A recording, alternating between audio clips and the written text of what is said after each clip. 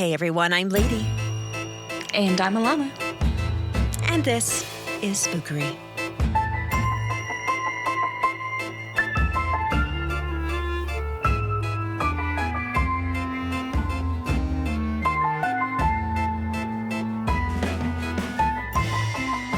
Welcome back, everybody. Welcome back. I hope your lovely intermission between last episode and this one is good. I hope you've all touched grass. I hope you're all recentered. I hope you're all on solid land, stable water, whatever your preferences are.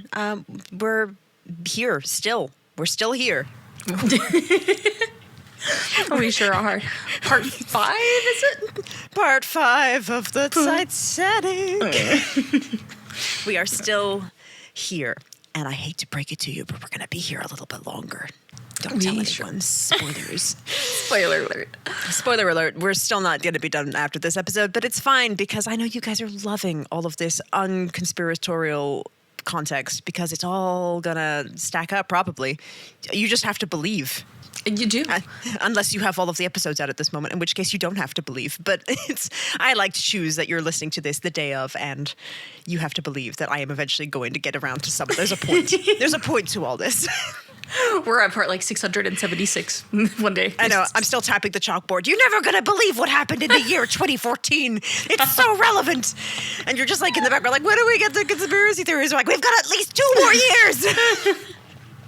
It's real time now. This is where it gets good. This is where Hasbro gets involved. Yes, Hasbro and Travelers Insurance. They're all coming there. It's all connected. The red string is out. My tinfoil hat is fully on. I'm talking about the Illuminati now at this point. We've not talked about boats for at least 20 episodes. That's where we're going to be. Oh, my goodness. I hope it doesn't go there, but it might. You never know. But, we'll enjoy every minute of where this crazy adventure takes us. It's the funny thing is I really did believe that this was going to be a 4-parter when I wrote the script initially. I really did believe. Oh. And then every episode that we've released, I've kind of gone back to my script and going, I could talk about that a little bit more. And then it's just spiraling out of control. Every week I add something to my script and I'm just like, when does it stop? When does it stop? Well, where round and round it goes, where it stops, nobody knows. Well, it stops in the middle of the Atlantic Ocean. Or does it? Find out next week. Oh, gosh. No. I'm hoping that we can wrap this up soon. But we are on episode 5 of Titanic. If you have not listened to the previous 4, I mean, you don't really have to, but like... It would help. This episode would make a lot more sense if you did listen to the previous 4. Yeah. Last episode, we talked about the real bummer, the actual collision of the iceberg. We talked about everyone who was on board, basically the events of the night. We talked about just her last couple of hours just being afloat and then her disappearance from the world. So this episode, we're going to be talking about the aftermath. We're going to be talking about what came next. And we're going to kind of talk about like the world's reaction to this because up until this point, there hadn't been a disaster of this scale.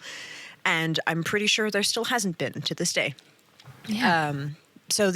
We're not quite at Conspiracy Town yet, but we've only got a couple more stops on this crazy train. So like hunker down, put your seatbelt on. And I think we're just gonna boogie right on into it. Yeah. All right. All right. Let's do it. All right. So needless to say, Titanic disaster, devastating for White Star Line, just earth-shattering.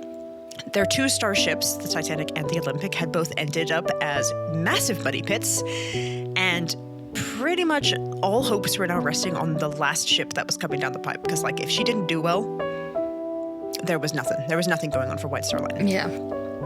So the remaining ship that was coming down the line was the Olympic and Titanic's younger sister. So she wasn't quite a twin ship. She was going to be delayed a little bit further. And it was originally going to be the Gigantic. Mm-hmm. But we'll get into her. Okay. So the Olympic collision and the Titanic disaster have brought to light some very serious design issues with the Olympic class ships. Like they were pretty, they were luxurious, they were very nice, but they had some problems. Following the increase, the Olympic was completely refitted with all new safety features because, of course, she was. So they completely redesigned a lot of the problematic pieces, and she was fitted with more successful Titanic features. So, of course, Olympic was the eldest, so she was like version 1, and everyone was like, oh, she scored about a 75%. Titanic on the overall score scored about an 85%. So they were like, okay, well, let's take out that 10% that the Titanic succeeded in, the Olympic didn't, and just make her better. Yeah. So Olympic basically became better Titanic in every way. Like, she was, one, still floating, but two, she was basically retrofitted with like all of Titanic's features, like that everyone was like gushing about. And then she was suddenly retrofitted with a lot more safety features. So like people were less scared to go on her. Yeah. So the third ship that came after Olympic and Titanic was their younger sister, Gigantic. So she was originally designed to be a complete carbon copy of the Olympic and the Titanic. She was going to be a triplet, but she was in the very, very, very early build stage when the Titanic sunk. So when that collision happened and the Olympic was already like kind of sputtering and being like, I'm not well, they were like, Gigantic like her future's not looking very optimistic right now. Yeah. So she had the same rough dimensions. She was about the same width and height-wise, but her internal volume was much larger compared to the Olympic and the Titanic. They actually changed the Gigantic's watertight doors to reach higher than the Olympic and the Titanic because that was a heckin' problem. So the Olympic and the Titanic, her watertight doors only went to deck E. On the Gigantic, it went all the way up to B deck, which is 2 decks higher. Gotcha. Sorry. They went to deck E, and some of them hit deck D, but on the Gigantic, went to deck B. I said Gotcha. Gigantic had a slightly more powerful turbine. Her watertight compartment was designed that she could stay afloat with 6 compartments flooded, rather than the Olympic and the Titanic that could only survive with 5. 6 of Titanic's compartments flooded, so they were like, well, if that happens again, we got to make sure that she can at least live. Yeah. She was fitted with the appropriate number of lifeboats, so she had 48 lifeboats as opposed to 20. Wow. Okay, that's a good plus, you know. Yeah, we have like more than double the lifeboats, which is really, really good. And each lifeboat could carry 75 people. So the max occupancy, I believe, for the Titanic was 65. They actually increased the max occupancy of the lifeboats to 10 more people. Gotcha. So okay. They were like, we are not losing anybody. Yeah. I like it. Total capacity of lifeboats was 3,600 people. And her actual passenger capacity was only 3,309. So, like, they were like, we are double covered. Like, for whatever reason, if a lifeboat gets damaged, gets lost, it's not filled to capacity, whatever happens, we are ready for this. Good. So during her design and early build phase, she was promptly renamed from the Gigantic because they were like, actually, that's kind of a dumb name. So she was renamed to the glorious Britannic. Ooh, okay. Yes, which is much more luxurious, much more fancy. Yeah. She was launched on the 26th of February, 1914, just under 2 years after the Titanic. And just like her late sister, she was designed to travel from Southampton to New York. Unfortunately, she never got the chance. Dun, dun, dun. I know, this fucking, the Olympic class is cursed, I'm telling you. Seriously, if it ends at ick, it doesn't stick. I don't know. I don't have such a thing for that. But don't do it. Don't Olympic, not even once. No. So what happened? So, I'm not sure if you recall, but in 1914, there was a little thing called World War I. Oh, I forgot about that. Yeah. I always forget about that. There's quite a few of them around that time for some reason. There's like 2 whole world wars just in that span of time. Yeah. So yeah, in July 1914, World War I kicked up fully. So first and foremost, this meant that any and all resources for maritime vessels immediately went to the Navy. They were like, we need boats fast, and we need them fighting Germany and all of the Allied powers, the Axis powers. They were not the Allied powers. They've got to go find the Axis powers, and we got to like show them what for. Wasn't that the deal? Wasn't that a deal originally with the government? Something. Don't read ahead of me. Oh, sorry. Rewind. Back to you, lady. Let me start again. So yes, all resources for maritime vessels, the Navy became the priority. All shipyards for maritime vessels became the Navy. Like, Navy was the priority. Yeah. And every ship company that had borrowed money from the U.S. government, the British government, that to make their nice, shiny, bright new ocean liners. Yeah. Guess what? They now belong to the Navy. Oh, shoot. Okay. You're like chilling on a luxury cruise and you're just like, actually, you're part of the Navy now. Yes. So just like the Olympic and the Titanic, Britannic was not complete when she launched. So she was basically just an inverted bathtub. Oh, God. And now suddenly her shipyard had been completely taken over by the Navy. So they were like, you're not getting finished, babe. I'm so sorry. You're just hold out there for a bit. So at this point, the British government had not commandeered ocean liners. They were just like, you belong to us, but we don't need you right now. Because this is baby war. We're in baby war zone. They were like, our Navy's the best. Our Navy can kick ocean liners' butts, except the Hawk and the Olympic. We don't talk about that. Yeah. But they were basically just like, we're not looking to commandeer all of these ships. Right now we're looking for volunteers. So if you would like to volunteer your ocean liner for military service and help with the war effort, that'd be great. But if you don't, you're just a big baby. Yeah, if you don't, you're a big baby. So the British government was like, we'll pay for the use of your ships. Like, we'll pay, like, as if we're renting them. Mm-hmm. The risk of the ships was incredibly high. Oh, gosh. So basically what the British government was paying for these companies for their ships would not cover the cost if the ships were, like, damaged beyond repair or just flat out destroyed. And this is wartime, baby. Nobody really cares about the ocean liners. They're just like, let's sink a ship. Gotcha. Okay. I mean, you're not wrong. Like you said, they're not like, is that a nice ship? Yeah, we don't want to sink that one. That one's a nice and shiny one. Like, no, not the cruise ship. That would be terrible. So as we said, large ocean liners were not ideal in this because, like, they were large, they were kind of slow, and they were very expensive to replace if they were lost. So these companies would actually volunteer their smaller ships. They were like, take our baby ones, take our older ships, take the ones that are less profitable or only doing, like, ferry routes, basically. Take those, leave our large ocean liners alone. Yeah. And for the British government was like, yeah, sure. Makes sense. Okay. Why would you give us the nice ocean liners? Like, we're going to be done with the war in like a month anyway. It's going to be fine. Cool. Win-win. Unfortunately, the war did not last a month. And the war kept going. And it just kept going. And the need for ships grew greater and greater because all of the Axis powers were sinking all the ships. They were like, we're running out of Navy ships. Oh, jeez. I hate when that happens. Yeah. So by May of 1915, the Britannic was basically given 4 weeks' notice that she would be refitted for the war, baby. Wow. That's not a long time. That's not a long time. The British government was like, actually, that really nice large ocean liner that we said we weren't going to touch and is basically just a large inverted bathtub at this point. She's ours now. Get ready to become a war vessel. Okay. Yeah. She had still also not had her maiden voyage at this point. She'd just been sitting in the shipyard like, I want to be done. Oh. Nope, they were like, you're empty, you're a husk, and now you're a warship. All right. So that very same month, May 1915, the RMS Lusitania was torpedoed and sunk by a German U-boat. Oh my gosh. Yes, this is why I asked you if you had heard of the Lusitania. The Lusitania is a very famous boat because she was sunk. I did not know that. Yes. Wow. Okay. That's really sad. History is full circle. The Titanic's rival was sunk by a German U-boat during the war. Wow. Okay. So she was carrying 1,962 passengers, and 1,199 people lost their lives. Oh my gosh. It only took 18 minutes for her to sink. That is, like, not even fathomable for a ship that size to just be gone in 18 minutes. Right? She was bigger than the Titanic was bigger than the Lusitania, but only by a hair. Like, they were very comparable. Titanic took 2 hours to sink. Lusitania was gone in 18 minutes. Jesus. Like, there wasn't even time to just, like, realize that you had been hit. Like, you were done. Yeah. She's also the ship that dragged the U.S. into World War I. So because there were 128 Americans aboard, and, they were American fatalities amongst those 1,199.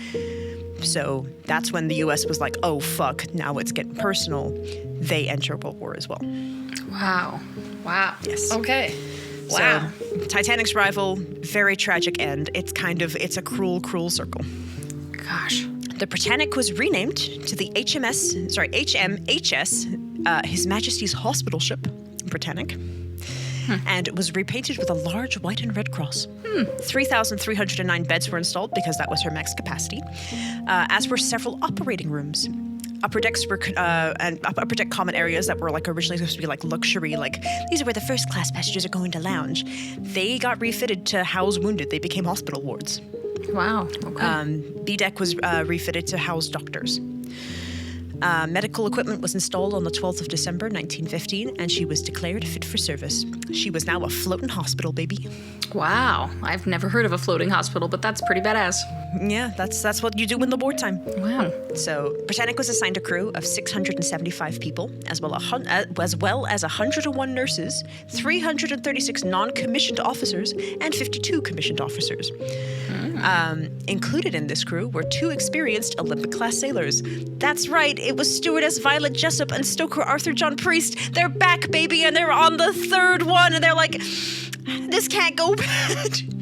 This can't possibly go bad. I love their optimism, but they were just like, you know what? 2 Olympic-class collisions. What are the chances? The 3rd one, impossible. The Britannic, unsinkable. Oh God, the pain in my face right now. Oh my God. You do look very concerned for their survival. God. They're optimistic. They're sunny and blissful, optimism. Yeah, they're just like, we've survived 2 horrific Olympic class crashes. There's no way the Britannic is going to treat us this badly. Never. She would never do us dirty like that. We are never owed a good journey at this point. We are indeed. Oh God. All right, so let's keep going. Yes. So the Britannic sailed her first voyage on the 23rd of December, 1915. So like a whole 6 months after, she was actually told to be refitted into a hospital ship. Yeah. The Britannic went on to sail 5 very successful voyages as a hospital ship for the British Navy. Notice how I only said 5. Oh gosh. Her 6th voyage was set for the 12th of November, 1916. And what happened? So, she left Southampton at 2:23 p.m. and sailed into the Mediterranean. She arrived at Naples on the 17th of November for a routine coaling and water refueling. I love that word, routine coaling. It's just fun to say, routine coaling. It is. And that basically completed stage 1 of her mission. Okay. A storm blew in, and that kept Britannic locked in the harbor for 3 days. So she eventually got a break in the weather on the 20th, where she sailed back into the Mediterranean, headed for Greece. At the time of her entering the Kia Channel, November 21st, 1916, there were 1,066 people on board, 673 crew, including our 2 survivors, 315 Royal Army Medical Corps, 77 nurses, and the captain. Wow. At 8:12 a.m., November 21st, the Britannic struck a mine. Oh my gosh. Yeah, this caused a massive explosion. Yeah. The mine had been placed by a German U-boat, not the same one as the Lusitania, I'm proud to report, but by another German U-boat. Gotcha. Crew immediately sprung into action and entered their battle stations. 4 watertight compartments immediately flooded, and the captain also ordered all doors to be closed. The now standard SOS. We're no longer on the CQD. We're only on SOS now, baby. Yeah. Standard SOS signal was sent out and did manage to ping the HMS Scourge and the HMS Heroic. Okay. So the wireless transmitter had actually been damaged by the explosion of the mine, meaning that the Britannic was able to send out messages, but they couldn't receive any. So they were just pressing SOS. They're like, please, someone respond. Please remember something. We've been hit by a mine. And people were responding. They just couldn't hear them. Oh, gosh. That's so eerie. Yeah. 2 of her watertight doors failed to close due to the damage caused by the mine, and she quickly reached her flooding limit. Yeah. Now, she should have been able to stay afloat like this, and she was designed to after the Titanic, but her portholes along the front lower decks were now open, and water was rushing into the remaining compartments. The portholes had actually been left open to ventilate the wards, which was against military orders. So it was the nurses on board getting ready to take on injured soldiers, and they were actually airing out the wards ready to take on patients. Jeez, I can understand, like you said, they're just doing what they think is best for the patients, but it's like you're on a boat. You're on a boat. And you're on a boat, and it's just like, this is wartime. Unfortunately, this is wartime. Yeah. So, 2 minutes after the explosion, 2 of her boiler rooms had been evacuated. 10 minutes after the explosion, the Britannic was in the exact same condition as the Titanic an hour after the iceberg collision. So, this is 10 minutes. The Britannic went through exactly what the Titanic went through in 2 hours. Yeah. In 10 minutes. In 10 minutes. That is just unbelievable. Oh, sorry. The Britannic was in the exact same condition as the Titanic an hour after the iceberg collision in 10 minutes. That is just unbelievable. Jesus. 15 minutes after the explosion, parts of her E-deck were underwater. Lifeboats were prepped, but the order to lower them into the water had not been given. All cabins were inspected to ensure that nobody was left behind. The captain gave the order to try and turn into the Greek islands that they were trying to hit. So they were trying to hit the Greek island of Kea, just to see if they could get close to the shore, being like, okay, like we just got to try and paddle, see if we can get to a safe place. Yeah. Moving the ship was not easy, and it actually attempting to move the ship helped get it pulled further into the water. Oh, jeez. Britannic was also listing to the starboard side, which did threaten the release of the lifeboats. It basically meant that all of the boats on the starboard side and the port side, like the starboard side could load, but they were further out over the water, and port side was slowly starting to lean into the ship itself. Jeez. Eventually, they did get 2 lifeboats into the water without waiting for the go, because they're like, look, man, we're sinking, and it's now or never. So they actually did get 2 lifeboats placed into the water. Because of the list and because the captain was attempting to turn at the time, this was now exposing the propeller of the Britannic. Wow. The 2 lifeboats that they released against the no-go order got sucked in, which destroyed both lifeboats, and it killed 30 people. Oh my God, that is a horror movie. Oh my God, that is like a scene out of like Final Destination. Like that is. Yeah, this. Holy shit. That is like so brutal. Just. I don't want to say it's worse than Titanic, but like seeing that, and I believe this was in the morning. This is like midday. Like the sun is coming up. It's full daylight out there. Like you can see this happening. It's just. Yeah, at least the Titanic, a lot of it was hidden in the darkness. Gosh. Unfortunately, a lot of it was hidden in the darkness. Yeah. But this one, like, the horror was just out, and you could see everything. Yeah. God, like you said, that's a decision no human would ever want to have to make. Is like, what would you rather? Like, either one is just fucking horrible. And that's just, wow. Yeah. So after this collision, the engines were cut, and the Britannic ceased her turns. They were just like, okay, stop. Everybody stop. Yeah. So, and because the engines were cut and the turning had stopped, they released the go for the rest of the lifeboats. And by 8:50 a.m. that morning, most on board had escaped in the 35 successfully launched lifeboats. Wow. With those clear, another attempt was made to get the Britannic to Kea, but by 9 a.m. the rate of flooding was just too high and it had breached D-deck. Captain gave the final order to stop the engines, sounded the 2 final long blasts of a whistle.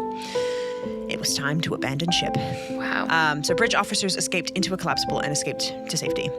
By 9:07 a.m., 55 minutes after the explosion, the Britannic sank beneath the waves and foundered. She was the largest ship lost in the First World War. Wow. And she was the world's largest sunken passenger ship because she was technically bigger than the Titanic. That's true. Wow. Yeah. Of the 1,066 people on board, 1,036 people survived. Only the 30 in the first 2 lifeboats lost their lives. Included in the survivors were stewardess Violet Jessup and stoker Arthur John Priest. They survived all 3 sisters' disasters.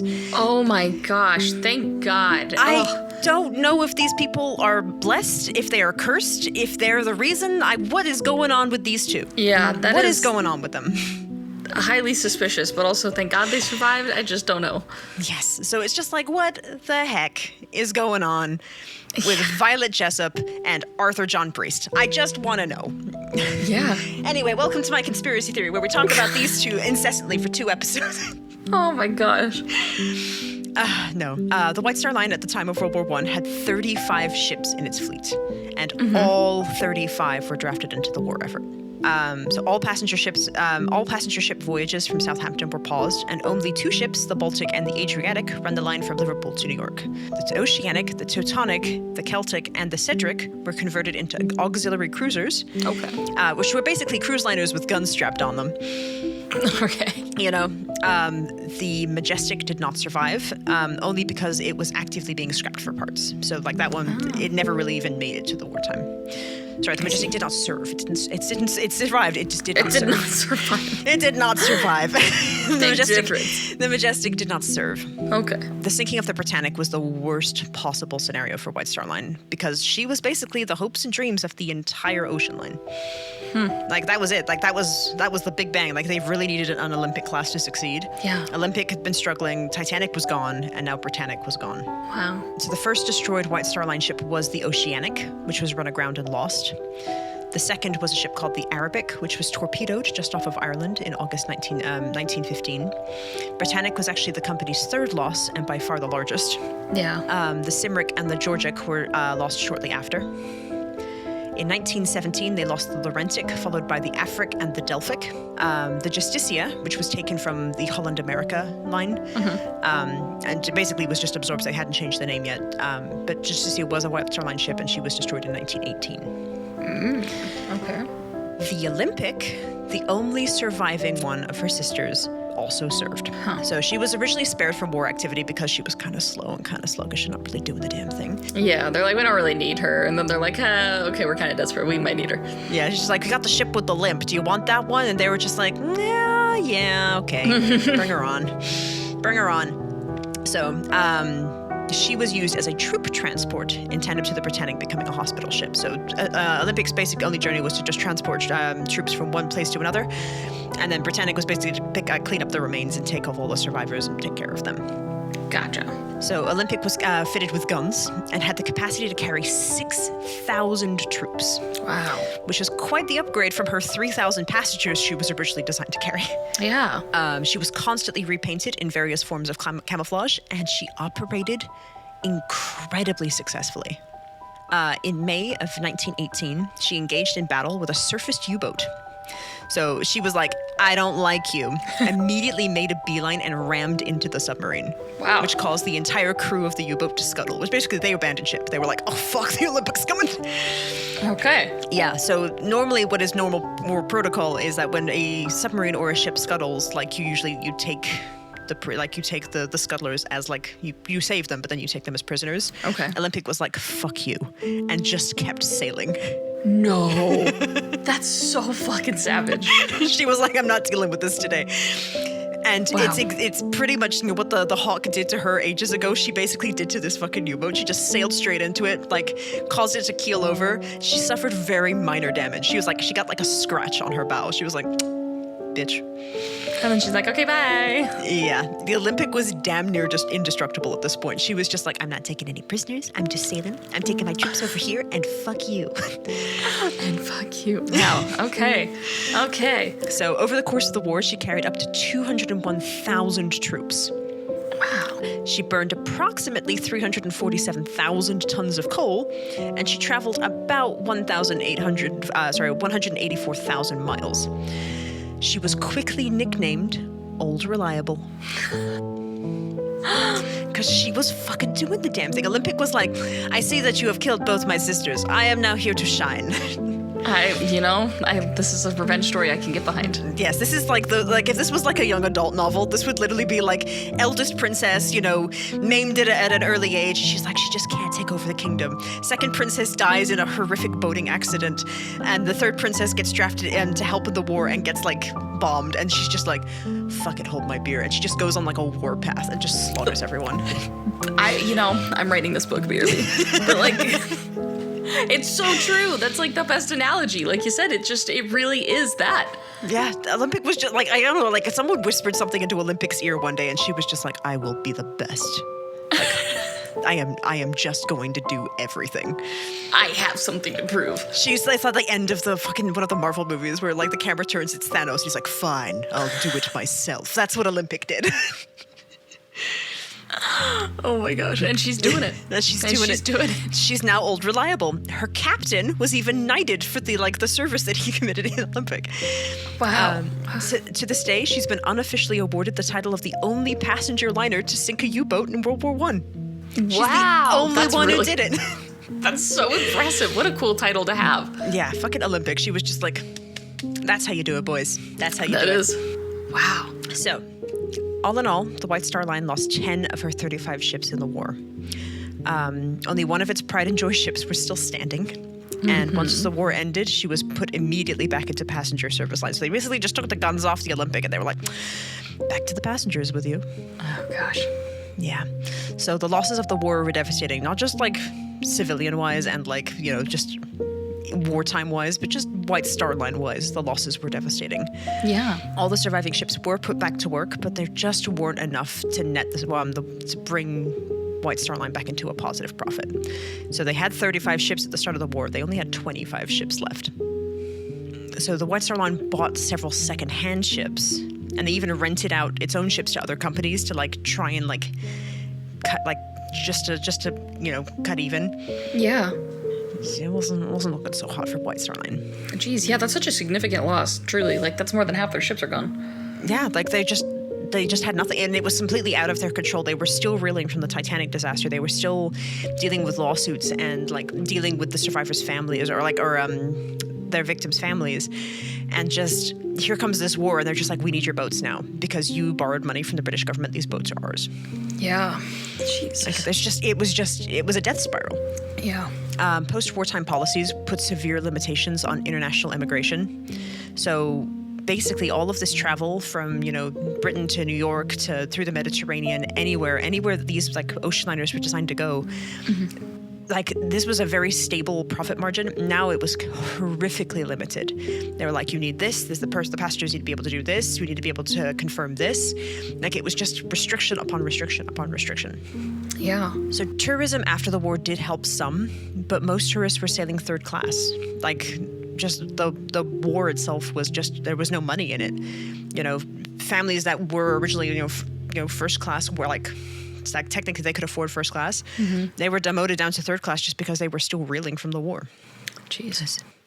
So White Star Line, as did all other lines that were running, immediately reformed their steerage or third class into tourist class. Ah, okay. Yes. So on top of the White Star Line struggling financially, the IMM, her parent company, was also struggling horrifically. Yeah. The IMM decided that it would remove itself from the British trade in order to appeal to an increasingly wary American government clientele. Because remember, after World War I, the American was basically just like, yeah, we're just not feeling you guys right now. Like after the Lusitania, like we're just not about that. Yeah, and can you blame them? Yes, like IMM, of course, originally being run by JP Morgan, we're Americans at heart. So like we prefer our American clientele. And of course, White Star Line is a British company, and they're like, fuck you. So White Star Line, however, garnered a deal with the British Board of Trade.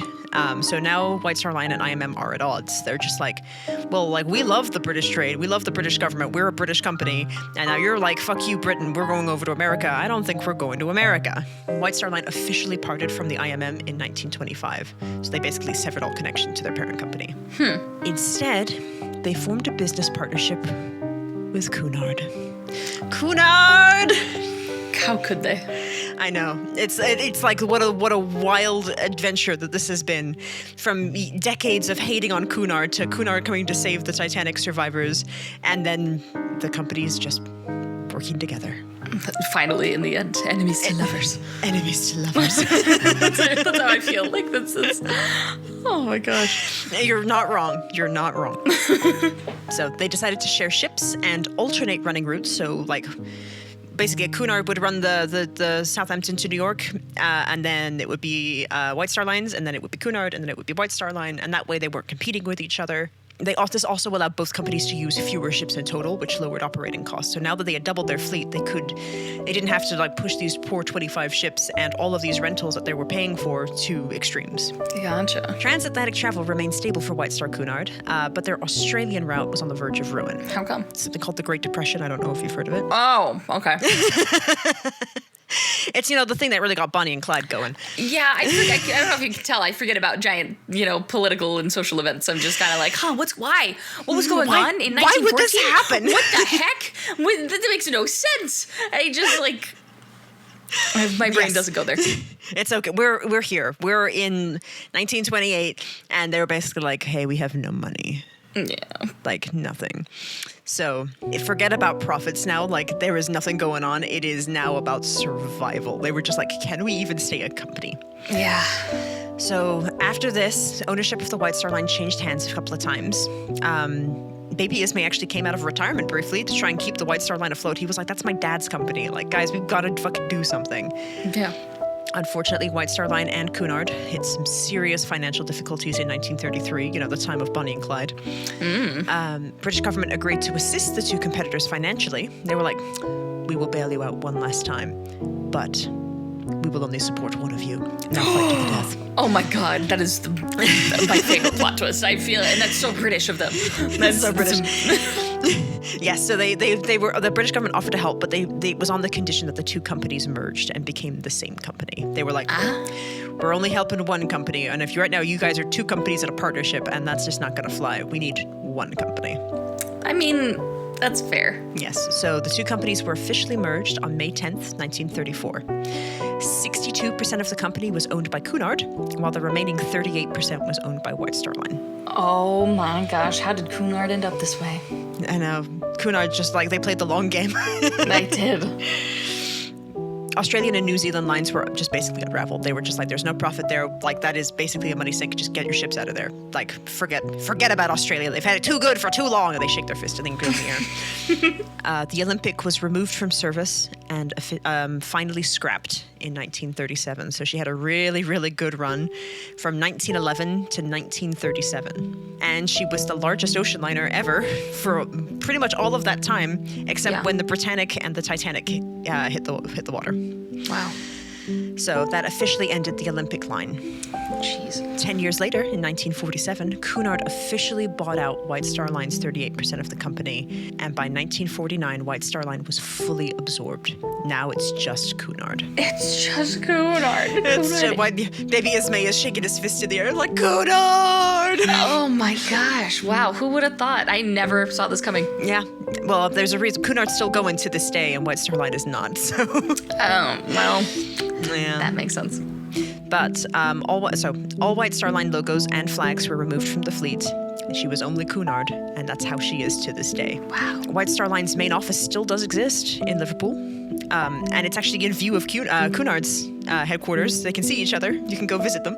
Oh my gosh. The Nomadic, the Cherbourg ferry, is the only surviving White Star Line ship to this day. Huh. It's still out there. She's in Belfast. She's fully restored. So she's basically an exact replica of how she was in her former glory. Wow. Okay, that's pretty neat. Cunard later introduced the White Star Service, which was their new high standard of customer service, and it was expected of all Cunard employees. They did kind of have like a nice nod to White Star Line. And the White Star flag is flown every April 15th in memory of the Titanic. That is a nice tribute. So every Cunard ship flies the White Star Line flag on April 15th. That's pretty nice. And that concludes my very abridged history of the White Star Line. Very abridged. Very abridged. I actually cut so much information out, but that concludes my very abridged, not so complete history of the White Star Line. But this episode isn't about the White Star. It's not about you. It's not about you, White Star Line. This episode is about the Titanic. And hey, last we left her, she was at the bottom of the ocean. So let's go back to her, shall we? Yeah. What the heck happened? What the heck happened? Titanic, you got some splaining to do. Some splaining, sir. I thought you were supposed to be unsinkable. Unsinkable. The Olympic took that personally. She was like, I am fucking unsinkable. Titanic was like, I am a little bit sinkable. And Britannic is like, I explode. She just, it's real sad. Oh, gosh. So, pretty much directly after the Titanic sank, massive plans and proposals were put forward to try and salvage the remains. They were like, this is a priority. We are going to get Titanic back. We're going to bring her back to the surface. All right. One problem. Where the fuck is she? Oh, yeah. We have no idea where the fuck she is. She's in the ocean, duh. She's in the ocean, and last I checked, the ocean was kind of big. But yeah, that's true. Can't you just I don't know, just take your head in and look around, and you're like, well, she's not there. Yeah, just take a cash, just plunge your head under the water in the North Atlantic and see if you can find the Titanic. That's what submarines are. Well. Right after she sank, right after she sank, submarines weren't really a thing. So yeah, that's fair. That's a World War I invention, and Germans had that. We didn't have that. Germany's not going to help find the Titanic. They're like, fuck you, we're planning a war. You're not wrong. So what's the plan? So they knew her rough coordinates from where she sank because, of course, of all of her distress messages, and they had all that on record. Mm-hmm. But, with ocean currents and momentum of, sailing and all sorts of factors, and we have no idea what the bottom of the ocean looks like, she could have moved a fair distance from there. Yeah. Also, the coordinates that she sent out when she sank were off by a couple miles, so... Naturally. Not quite accurate information, I'm telling you that much. She's like, I'm right here. And you're like, but you're not, though. But, like, she's like, I am standing in aisle 3 of Walmart. And they're like, you're in aisle 7. What the fuck are you talking about? You're actually next door in the 7-Eleven. She's like, I'm in aisle 3. I don't know how to tell you this, babe. She's at the soup store. She's at the soup store. Why are you buying clothes at the soup store? Oh. Yeah, she was at the soup store, and just it was not helpful. It was not a lot of reliable information to figuring out where she was. Gotcha. But silver lining, she was believed to all be in one piece, mostly intact. So like that, we're looking for a boat, which is nice. And she was basically like the common belief at the time was basically like she's basically intact. Like, aside from like the small hole in the side, where the iceberg like ripped a gash in her, she's good enough to like as soon as we get her up, we can patch her up and then we can get her like to safety. We just need a good enough plan. That is a crazy belief, but I'm here for it. And 1912 was a time. Gosh. So family members of wealthier victims, such as Guggenheim, they actually contracted a lot of third-party companies to raise the Titanic. They were like, we're going to find her, we're going to bring her back, and she's got a lot of splaining to do. First they had to find her. Yeah. This plan was quickly abandoned because divers couldn't even reach a fraction of the depth of the water in the area. So the pressure of the depth was about 6,000 pounds of pressure. That's so a PSI, lot of pressure, wow. Or 40 megapascals. And the human body would quickly become paste if it ever got to that depth. Oh my gosh, I don't like that. That's a sentence I never want to hear again. The human body will become paste. First and last. Moving on. How attached are you to your skin? I've been called pasty before, but never like that. This takes pasty to a whole new level. God, yes. I hate that. Any human body that reached that depth would quickly not be a human body for very much longer. Is that a better way to phrase it? Still gives me the blood skeeves, but better. So they're like, okay, divers out. Next best plan. Yeah. Dynamite. What are we blowing up? What are we blowing up? The water? Like, we'll just blow up the water, and then the water won't be there anymore, and boom, bada bing, bada boom, we're closer to the Titanic, baby. How did you know? No, wait, that's not what they said. It's not. No, it's not. Why is the answer always blowing something up, though? What do they want to blow up? So, companies suggested dropping a few tons of dynamite on the estimated location of the wreckage. And they were like, this will totally dislodge some of the bodies trapped down there, and we can get those people back to their families. Oh. My God. You don't think that's a good plan? You don't think that's a good plan? It's 1912. Man. We're innovating. Sometimes I hear plans like that, and I'm like, I would have thrived in 1912. I am in the wrong generation. You would have thrived in 1912. The fuck kind of plan is that? We'll just blow up these bodies and they'll just float right to the surface. Just blow up the water above the Titanic and we'll dislodge some bodies and we'll get those people back to their families. Easy peasy. And oceanographers were like, well, actually, let's be honest, a lot of the bodies down there aren't body-shaped anymore. It's human paste. Well... Yeah, like it's a great. I love your spirit. Your heart's in the right place. However, we're not really looking forward to dislodging human paste from the bottom of the ocean because also that's not how that works. Literally, the same problem with the first plan that you had. That kind of applies here. Those bodies that can't reach the bottom. The same problem with these bodies. They were like, no, dead bodies do not become paste. Only living bodies become paste. Dead bodies perfectly intact at the bottom of the ocean. There's no paste. How quickly they move on to that plan, and they're like, I have the perfect plan. Bodies can't make it down there. We'll just bring the other bodies, because those bodies are fine, clearly. You just... Man, I love 1912 logic. I am living in the wrong generation. This was also later proved incorrect. Wow. No, the bodies, the living bodies, and the dead bodies being different, that's correct. The oceanographers were wrong. What? Yes. So in 1987, it was discovered that waterlogged corpses could sink to the bottom of the ocean pretty much intact. Man, there was no change to like the bodily temperature, and it wasn't squeezing out gases because that's what makes humans become paste. It's like all the gases in your body like becoming a tin can. Duh. If it's a dead body, there's no gases for it to squeeze out. You're just a vessel. You're not changing temperature. There's nothing inside of you that's like trying to get outside of you. You wouldn't be fine. You'd be dead, but you would be a body. You'd be fine as the dead body. You'd be fine. Your corpses will be fine. This is the weirdest science fact I've ever dropped on you, but your corpses will be fine at the bottom of the ocean.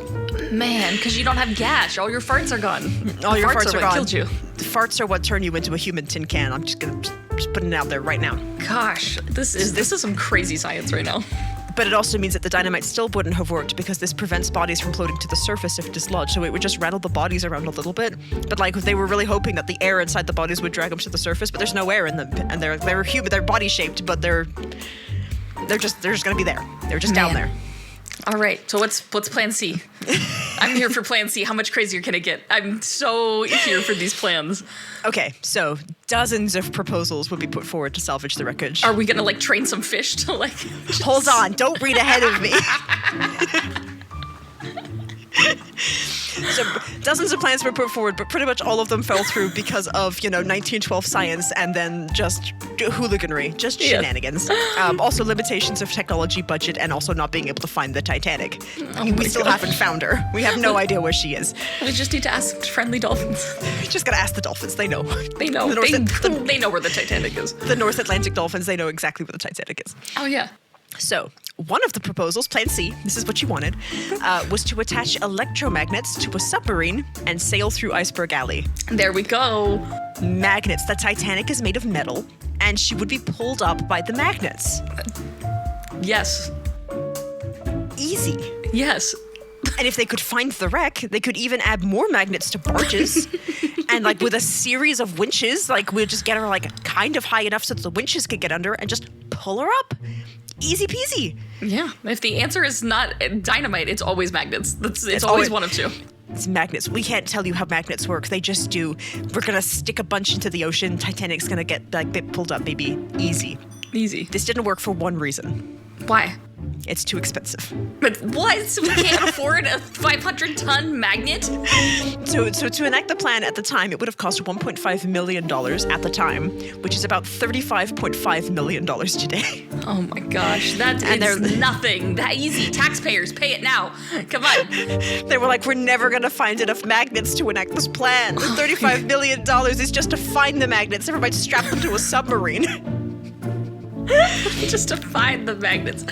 Could you imagine? Like you go into work one day and you're like, all right, you're on a magnet finding mission, everybody. Like go and find all the magnets you can. Find as many magnets as you can. We're going to bring the Titanic back to the surface. Oh my gosh. Another plan was to shoot massive balloons down using magnets. And once there were enough balloons on the hull, they just release them and up she'd come.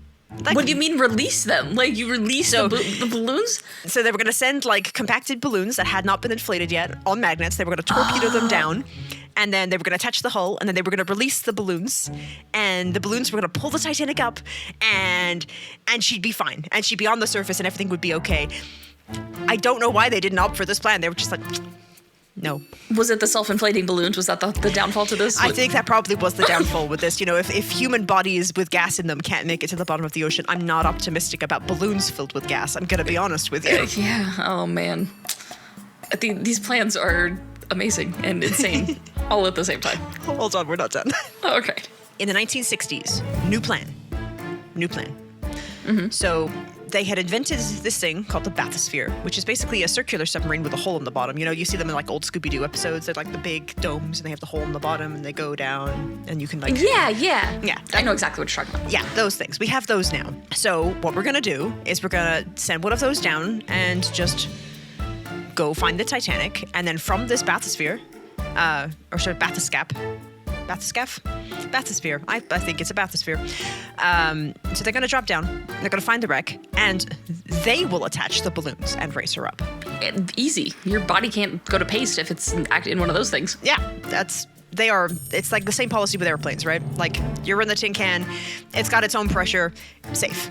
Easy peasy. Yeah. And then once we found her, we got the balloons attached, she got back to the surface, we'll bring her back to Liverpool and have her as a floating museum. Okay. So this plan was actually financed, and they even contracted a company to enact it, but the plan collapsed when they realized there was no way to inflate balloons at the bottom of the ocean, and they still hadn't found the Titanic, so they didn't even know where she was. Oh my gosh. So it was estimated that it would take 10 years for the balloons to generate enough gas to overcome the water pressure. So this plan was quickly scrapped. 10 years. Yeah, so like if they had done it, she would have risen in the 1970s, which I mean, like it's feasible. Yeah, but also we would have had answers already. But also like no. Oh my gosh. So new plan, 1970s, new thinkers, new generation, new innovators, new science. Yeah. 1970, new plan. We're gonna pump the ship full with 180,000 tons of molten wax or Vaseline, whichever was easier to acquire, and this would lift the ship up. Because its density is lighter than water, I guess. Sure, I can't explain the science. I'm not an oceaneer. I have no idea what's going on. But they were like, we can find 180,000 tons of wax or Vaseline, and we'll just pump the Titanic full of that, and that will raise the ship up. And if that doesn't work, guess what our next best option is? Ping pong balls. What? We're gonna fill the Titanic with ping pong balls, ladies and gentlemen. It's the 1970s, and this is what we do. Oh my gosh! And what is the? How are we? Who is doing? I have so many questions. Scientists were quick to explain that ping pong balls would have been crushed long before they ever even reached the wreck. Also, we haven't found the wreck yet, so like hold your horses. We gotta find her first. Jesus, yeah, I know they're so like overzealous with these plans, and like we still haven't even found it. Yeah, and they were like, okay, ping pong balls won't work, but what about glass spheres? That's the ticket. Yes. We're going to do benthos glass spheres, and they would have survived the pressure, but they would have cost $238 million. What? New plan. fuck the ping pong balls. Fuck the Vaseline. Fuck the wax. Fuck the glass spheres. New plan. We'll just encase the Titanic in an iceberg. It all comes back to an iceberg. It all comes back to the iceberg, baby. So they're just going to freeze the water around the wreckage, which would essentially make an ice life jacket, which would make the wreck float to the surface. It was calculated that they needed 500,000 tons of liquid nitrogen pumped to the seabed, and also we still haven't found the Titanic. Where is she? Where's the Titanic, boys? We don't even know where she is yet. Oh my gosh, these plans are just like literal like Roadrunner and fucking Coyote plans. Like I don't understand. 1976, a new thriller movie comes out called Raise the Titanic. What? It's a real movie. What? It's a real movie. You can still watch it. You can watch it to this day. And they were like, and this movie pitched a plan on its own. They were like, guys, if we can, like, we get enough money and revenue from this film, we could make this happen. So this movie, 1976 thriller Raise the Titanic, they suggested that if they just patch the holes in the hull and pump it full of compressed air, then the Titanic would leap out of the water like a freed orca. They'd have the whole like shot and everything. They'd have the person on the boat with their hand up, and the Titanic would just launch out of the water. I hope they got to try. People who went to see this movie actually like stood up and clapped when the Titanic reached the surface of this movie. Like they got up and they started applauding. They were like, this is the best thing, the best plan we've ever seen. Why aren't we doing this? No, they didn't. It's not quite practical in reality, so it didn't happen. But there you go. That's sorry, spoilers for the movie Raise the Titanic, released in 1976.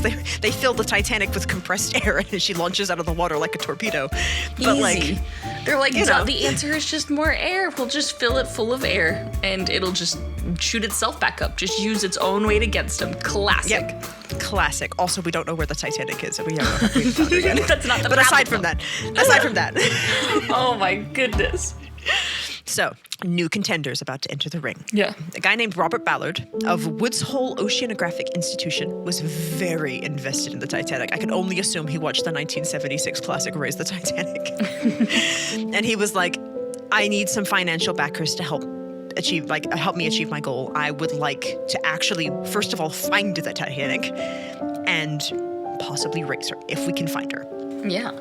So he went through several financial backers, and he actually turned a couple people down when he found out what they wanted to turn. Like they wanted to just turn the wreck into souvenirs. They were like, "Oh, like we'll help you find the Titanic, but then she becomes ours, and we get to profit off of her." And he was like, "Fuck you." Yeah. So he was like, "No, like I'm doing it my way." We're like, Okay. I get to choose what happens to the Titanic when we find her, not if, when we find her. I like that confidence. Yes, Robert Ballard, he's got a lot going on.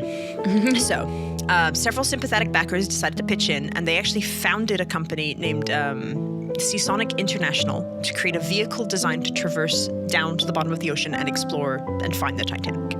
Gotcha. October 1976, the first attempt by Ballard was made. They essentially built a massive retrofitted oil digger with a massive drill. So it was like, like what they used to like search for oil in the ocean. They had one of those, but it was refitted with like a bunch of sonar equipment and cameras attached to the drilling pipe. Yeah. It was also fitted with a remote-controlled mechanical arm. Okay. Unfortunately, the drilling pipe broke during the expedition, causing $600,000 or $2,897,529 today to drift to the sea floor. Wow. That's a very expensive mistake. Yeah. Oh my gosh. I cannot imagine the heart, like, sinking, gut-wrenching feeling that you would just go through, like, watching that thing just drift into the sea. Yeah, that was tough, and Ballard was devastated, so he took a backseat for a hot minute. Yeah. 1978, 2 new contenders enter the ring. They're like, where Ballard has failed, we will succeed. Okay. So these 2 new contenders were 2 very small companies called the Walt Disney Company and National Geographic Magazine. Okay. So they were like, hold our beer, Ballard, we're going to do this. Okay. So these 2 companies toyed with the idea of creating an aluminum submarine called the Illuminaut. And that would have made it to the ocean floor and roughly Titanic's depth. But the plan was abandoned due to financial reasons. I don't know why Walt Disney Company and National Geographic Magazine didn't want to fund this. I'm really shocked they got involved in the first place. They were like, we really want to find the Titanic. And they're like, it will cost money. And they were like, fuck you. That's our money. We just want our name on it. You pay us. We don't pay you. Literally, I feel like that was where they were going with that. Yeah, so they were like, we have an idea. And they were like, the idea will cost money. And they were like, never mind then. And then they left. We're not the money people. We're the idea people, clearly. Yeah, we're Imagineers, not engineers. Oh my gosh. So, British billionaire founded a company called Seawise and Titanic Salvage, which I think is a very optimistic name. Yeah. And it was fully staffed with underwater divers and photographic experts. He even started a magazine called Now, full all caps, exclamation point at the end, Now, which would document the finding of the Titanic. He is like, I have my own magazine and I am going to document every step of the way as I come and find the Titanic. Wow. Now, right now. Their expedition was scheduled in 1980, but was canceled due to financial reasons. No, Not now. Later. Later. Change the name of your magazine. At that point, their magazine had 84 issues, and it disbanded a year later. Oh my gosh. They're like, now, but later. Later now. Not now. Yeah. Tomorrow now. A local Florida man sells his electronics shop and helps finance a 2-man expedition. So yes, a Florida man sold his electronics shop to help finance a 2-man expedition for a deep-sea submersible called the Seacopter. The Seacopter? What a neato name. Okay. So the plan was, on the Seacopter, swim down there, enter the hull, and scoop up all the diamonds that were allegedly being kept down there. Just scoop them up. That's all we care about is the diamonds. There are no diamonds. No. There are. Just putting it out. Also, we haven't found the Titanic yet, but we're gonna go on the Seacopter and we're gonna go down there. We're gonna scoop up all the diamonds. They're just there. Who brought diamonds into this? Local Florida man who sells his electronics shop. It was actually one of the long-standing myths that, it's one of those where, like, the more that they can't find the Titanic, the more, like, the reasons why we need to find the Titanic got, like escalated. So it was, like, a common myth, like the vault on the Titanic had burst open because, all the first-class passengers just bring their diamonds. Yeah. And so they were gonna, go down to the bottom of the ocean, break into this vault if it hadn't broken already, and just scoop up all the diamonds. Yeah, do it. I mean, they're just sitting there on the bottom of the ocean. Freaking diamonds. Just at the bottom of the ocean. For some reason, he wasn't able to obtain financial backing for this expedition. Wonder why. Yeah. His backup plan involved a semi-submersible platform with cranes attached, but that didn't really take off either. They're like, cranes can't scoop up diamonds. Can't do it. Not with that thinking. Yes. So, July 17th, 1980. An expedition sponsored by a Texan oil man named Jack Grimm was launched from Florida, because he's like, Florida's got what's going on. Yeah. Jack Grimm had also sponsored other expeditions looking for Noah's Ark, the Loch Ness Monster, Bigfoot, wow, and the giant hole in the North Pole. This guy is tenacious. I feel like all of those belong in their own multi-part episodes. Absolutely. But right now we're focusing on his Titanic expedition. All right. Okay. So the Titanic expedition had a lot of people backing it. Like, if anyone can find it, it's this boy, Jack Grimm. Yeah. And he was, so everyone was very optimistic, but the expedition was nearly canceled when Grimm asked for an addition of a monkey. No, I didn't want this speed. No monkeys. Guys, she said this off mic. She was like, wouldn't it be funny if there was a monkey involved? There's a monkey involved. She's like, don't read ahead. Oh my God. So he asked for this addition of this monkey, and the monkey was trained to point at a spot on the map which would supposedly indicate where the Titanic was. What? He's like, hey, monkey, let me just train you. You don't know what the Titanic is. You've never seen it. I can't conceptualize this to you, but I'm going to train you to point at this map, and you are going to tell me. They're like, it's a psychic monkey. He knows exactly where the Titanic is. He's going to point on this map where it is, and we're going to film it, and it's going to be amazing. That is... I want to say that that's like probably the craziest idea we're going to go over, but I doubt it. So the scientists that were employed for this expedition were not amused and basically said, like, hey, if you bring this monkey on board and make him the star of this expedition, we're fucking leaving. Yeah, and absolutely. Grimm's like, fuck, unfortunately, I need science. He's standing there with a monkey already on his arm, and he's just like, man, I really wanted this monkey. Yeah, he very reluctantly agreed, but I think he still kept the monkey just in case. So after all of that, all that fuss, all that screaming, all that monkeying around, the expedition was inconclusive. Wow. So the weather during July and August in 1980 was dreadful, and visibility was incredibly poor. Are you sensing a theme here? Oh my gosh, we should have just used the monkey. Yes, technology was still also a massive limitation. Maybe we should have used a monkey. Most of it was not powerful enough or too new and untested to really help at all. The sonar that they were using was nearly lost after only 36 hours into this expedition. The oh my God, how do you say this word? Magnetometer. It's a magnetometer, but it's magnetometer. Magnets. The thing that has magnets. A meter for magnets. A meter for magnets. That thing was destroyed by a very sharp turn in a storm, and it was vital to finding the hull. No. Oops. No, we need our magnets. We're useless without our magnets. We can't find the Titanic without our magnets. Oh my gosh. They did manage to survey an area of about 500 square nautical miles, or 1,700 square kilometers, if you're reading that way. And it did find 14 possible target areas that could have been the Titanic. Yeah, but it was without magnets, so how accurate was it really? Yeah, we stopped after we lost the magnet. But... wait, hold on. A second expedition was launched in 1981. So they used a more reliable sonar this time. Weather, weirdly enough, still shockingly poor. The weather was like, fuck you, you're never finding the Titanic. So all 14 points that had previously been like these are promising, they were fully explored, and they were found to be natural features of the ocean floor. Wow. On the final day of expedition, an object that looked an awful lot like a propeller had been found. Grimm immediately went back to the shore and was like, guys, we found the Titanic. Oh my God. We found it. It's there. Scientists were like, well,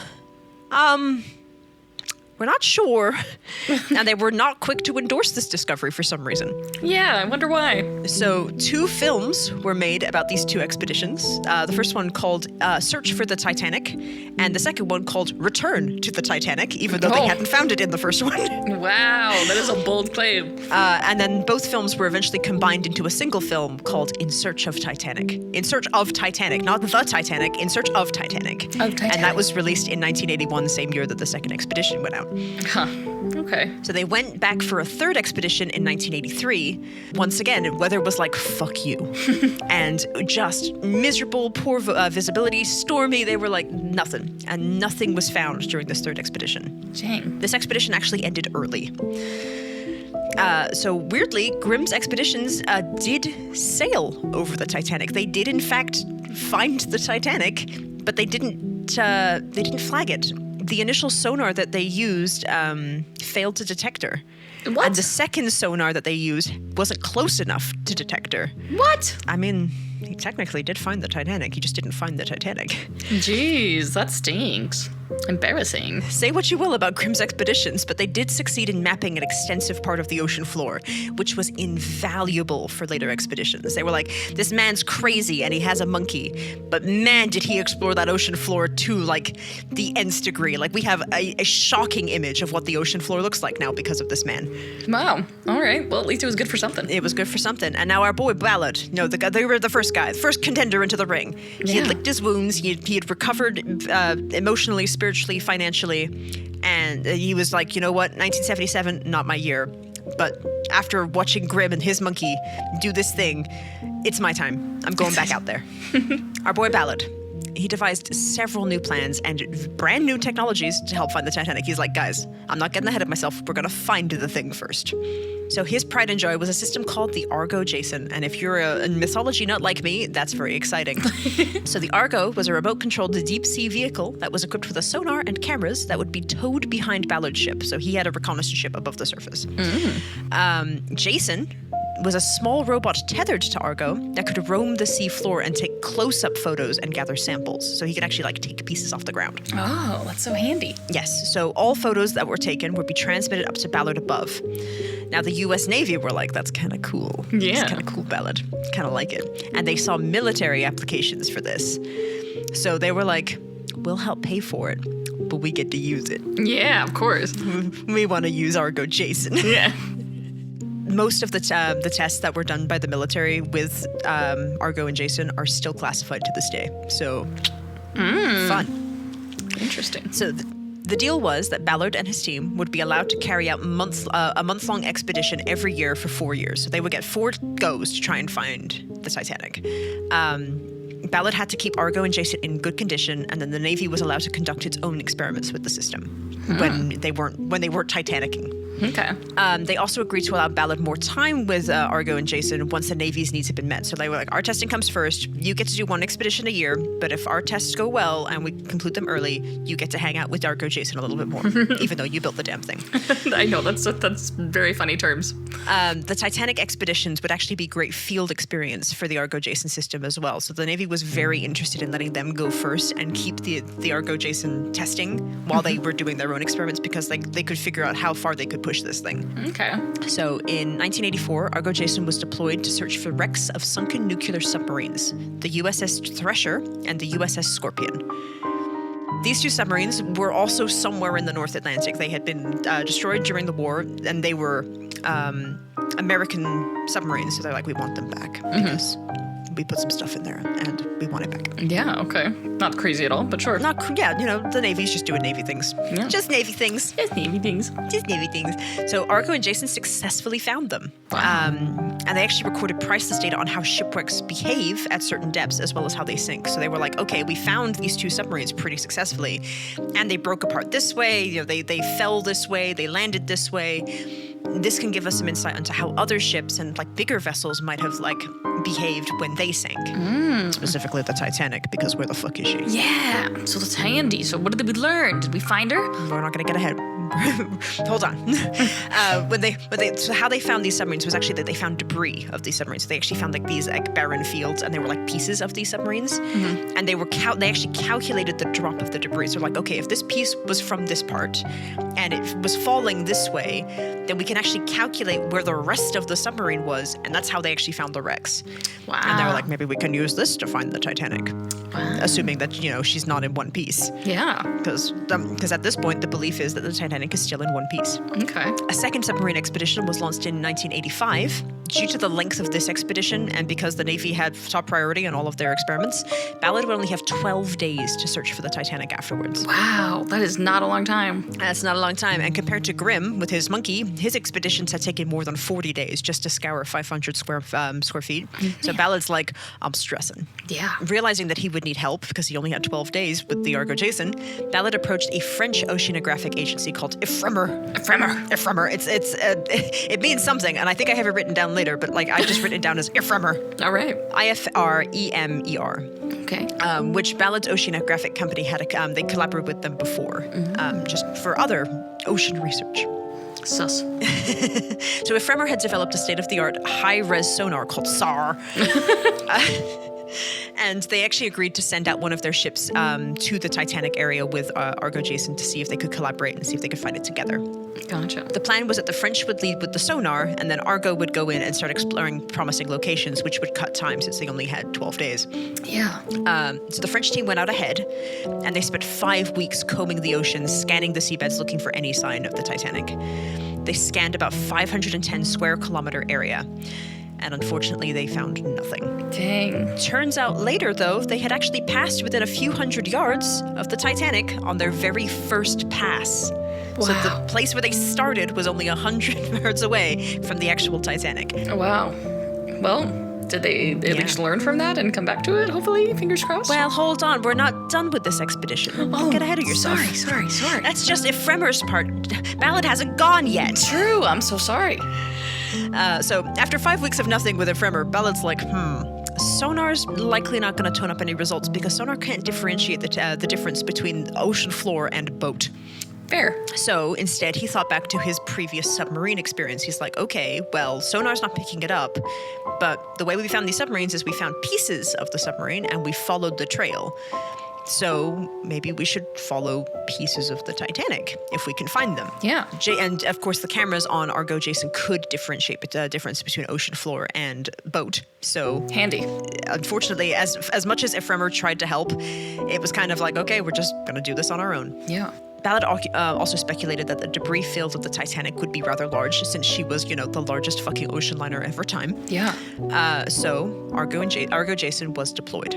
Round the clock, searching took place with shifts of team watching all photos that came in from below. They were basically like the thousands of photos came in and they were just sifting through all of them like, does anything look like boat? Yeah. Okay. This actually went on for weeks. So they actually managed to keep Argo Jason for a little bit longer than 12 days, which is nice. Yeah. And for all this time, all these thousands of photos, nothing turned up. Not a thing? Until 12:48 a.m., 1st of September, 1985. Pieces of debris began appearing on Jason's photos. Oh my gosh, I can only imagine how excited they were when they started to see anything. Right, they're just like, I don't even care if it's not the Titanic, it's a boat. It's something. Like that, it's something. Mm-hmm. It's something at the bottom of the ocean, and the ocean is fucking huge. After a quick analysis, one of the pieces in the photo was identified as a boiler, which this boiler was a near match to one from the photos from way back in 1911. Ooh. And they're like, that's real promising. Yeah. A boiler from 1911? Okay. Yeah. Let's take a look. So they followed the trail. September 2nd, 1985, Argo Jason, Ballard, and his team found the main part of the wreck. No way. Like, loomed out from the ocean floor, and they were like, bam, that's an actual fucking boat. Oh my gosh. Argo and Jason took the first photos of the Titanic in 73 years. Bam. Like, can you just, I got like goosebumps thinking about that. Just like, we found something that's been missing we found it. Not just like, we're not just like getting straight to the raising part. We found it. We found the Titanic 73 years later, and we took the first photos of this fucking ship. Yeah. Needless to say, this discovery made headlines all over the world. Absolutely. Like you said, that we found it. We found the Titanic. They found the Titanic. So the Titanic was found 12,600 feet, or about 2.5 miles, or 3.5 kilometers below sea level. So real fucking deep. Yeah. Contrary to popular belief, what they discovered in all of these Ballard photos is that the Titanic was not in one piece. She was in two. And everyone was like, what the fuck? This changes everything. Yeah. And this actually began to confirm or, declassify a lot of theories that how she went down wasn't, she tipped up and sunk down. Mm-hmm. She snapped like a glow stick or cracked like an egg. Yeah. Her bow is actually 18 meters deep into the seabed. That's how hard she hit the ocean floor, sinking. Wow. She's actually partially submerged into the ocean floor. That's wild. She's about 350 miles off the coast of Newfoundland, or 565 kilometers if you're thinking that way, which is in Canada. Gotcha. Directly before the discovery, Ballard had actually testified before Congress to encourage appropriate legislation be put in place that would designate her as a maritime memorial, which basically is like, before I find the Titanic, I want to make this clear. We're not looking for a ship. We're not looking for like a science experiment. We're not looking for something that we can profit off of. We are looking for a grave, and I want you to respect that. Yeah. They were looking for an ocean cemetery. Yeah, I like that. That's really nice of him to like clarify that before things even got that far. Yeah, but he also wanted the American government to like agree and be like, yes, you're looking for a maritime memorial. This meant that no paperweights could be made of the Titanic. She couldn't be dragged up for commercial uses. This means that she couldn't be tampered with and turned into a profit just because she was exciting. Yeah. Basically, it's to stop grave robbing. That's awesome. So Ballard returned to the Titanic now that he's found her. He returned to her a year later in 1986, now with technology that would actually allow people to go down and visit the wreck.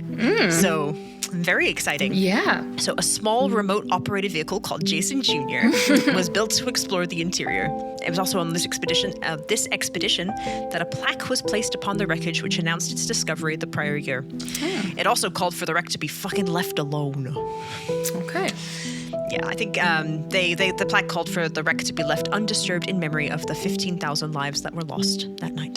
That's nice. So Ephemer launched several dives, which brought people down to conduct research and take additional photos. They did salvage approximately 1,800 objects, which was considered quite controversial after Ballard had, went to Congress and been like, hey, it's a gravesite, don't fucking mess with it. Yeah. And he was like, don't touch anything down there. And they were like, well, we touched a couple things. And he's like, how much did you touch? And they're like, 1,800 objects. And we've brought them to the surface. Oh my God. So Congress passed the RMS Titanic Maritime Memorial Act of 1986, which had two important pieces to it.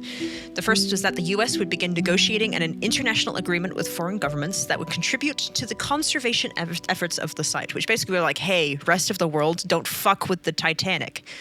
Leave her be. Leave her down there. Yeah. Second piece developed guidelines for exploration, which would dictate how much of the wreck could be explored for research purposes, as well as what pieces would be lawful to salvage. So they're like, we can't tell you not to take pieces down there for study, but we're going to dictate what can be taken. There needs to be very specific reasons why it was taken, and we can't just have people being like, I want this suitcase because it's old. Yeah. So Ephemer returned in 1993 and recovered an additional 800 artifacts. In following expeditions all through 1998, an intense series of dives recovered more than 4,000 artifacts in the first two ventures alone. Wow. In 1996, an expedition actually very controversially attempted to raise a section of the Titanic. They were like, we haven't given up on the dream! Oh my We're goodness. going to raise half of the Titanic! No!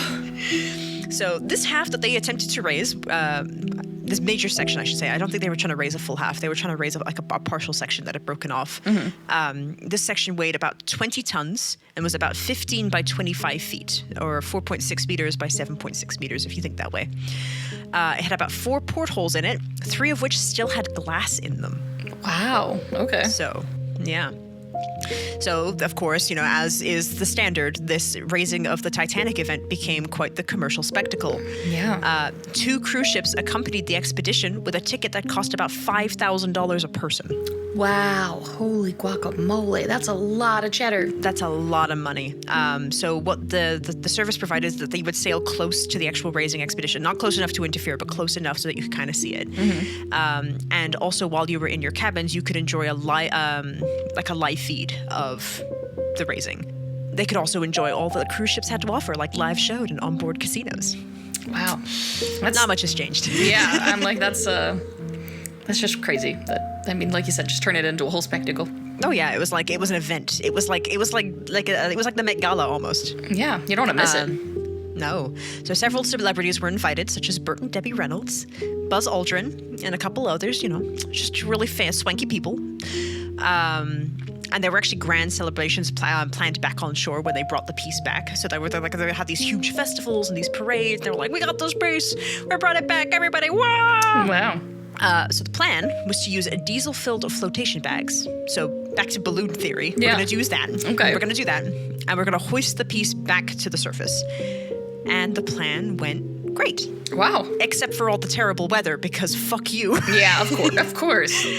North Atlantic is like, don't touch my Titanic. Seriously, it's mine. Just let me have it. I sunk this fair and square. Literally. Oh my gosh, that's crazy. Yes. So rough weather actually caused the tethering ropes of the balloons, which were working great, they snapped, which caused the piece to fall back down to the ocean floor. That is so tragic. I cannot imagine the gasps. Wait, hold on, it gets worse. So at the time of the break, the piece was only 200 feet away from the surface. So close. Everyone was like, look, there it comes. And then like, we're going to watch it break the surface. Like, it's right there. And then the weather was like, fuck you, and just broke the ropes. That is actually, like you said, just straight out of a movie tragedy. It is. It's just wild, isn't it? So the piece broke 200 feet from the surface, and it drifted back down 12,000 feet and embedded itself back into the ocean floor. Where it belongs, apparently. Yeah, the ocean's like mine. Literally, yeah, it's like, that's my Titanic. Needless to say, the event didn't go over well, both for people who attended and people who were watching the event going, that's really awful. Yeah. It was compared to a glorified publicity stunt. No different from grave robbing, and Ballard even came out to say that the whole thing was nothing more than a carnival. Wow. Quote, "We tried to put it to rest, but this perpetuated the tragedy. Unfortunately, the event was repeated in 1998, and the piece was successfully pulled out of the water. It was conserved in a lab in California for about 2 years before, ironically enough, being put on display in Las Vegas." What? Yeah, so there's a piece of the Titanic in Las Vegas. Where? It's in the Luxor. The Luxor, okay. Luxor, Las Vegas Hotel and Casino. Interesting. Yes. So most of the Titanic is still in her final burial place to this day. Around 6,000 artifacts have been recovered from the wreck, and you can see them in various museums and experiences all over the world. I have touched one. With permission, I will say. I have touched a piece of the Titanic with permission. Wow. So here's a weird fact for you, just a random spin. Leather suitcases proved very effective time capsules.